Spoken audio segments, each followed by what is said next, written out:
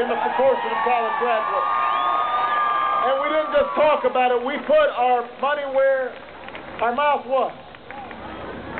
And we stopped providing subsidies to the big banks and poured tens of billions of dollars into student loans and Pell Grants to make college more affordable for students all across this country.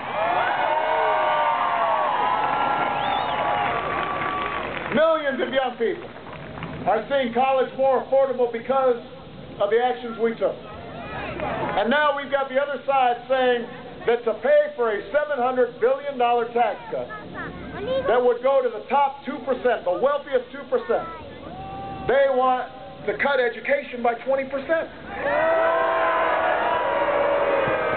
That makes no sense. It makes no sense. Do you think China's cutting back education spending by 20%? Do you think Germany is cutting back education spending by 20%? Those countries aren't playing for second place. And we don't play for second place. This is the United States of America. We play for first place. That's the choice in this election. That's what this election's all about. That's why we have to continue to provide assistance to young people going to college. That's why we have to renew the tax credit. We've instituted $10,000 per young person who's going to college for 4 years, so that they're not loaded down with a mountain of debt. And they can aspire to anything that their imagination leads them to. That's what this election is about. Look, this election is also about not leaving a mountain of debt for the next generation.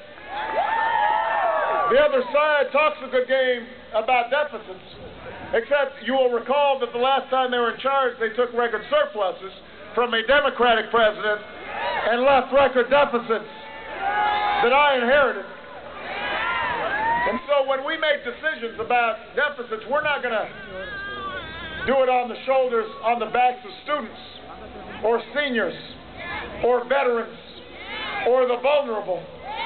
We're going to make sure that we do it in a sensible way that shares sacrifices. We're going to go after those deficits, but we're going to do it in a way that's fair and reflects the need to grow this economy over the long term. And that's what this election is about. And this election is making sure that we don't turn the keys back to the special interests in Washington. You know, when we passed health care reform,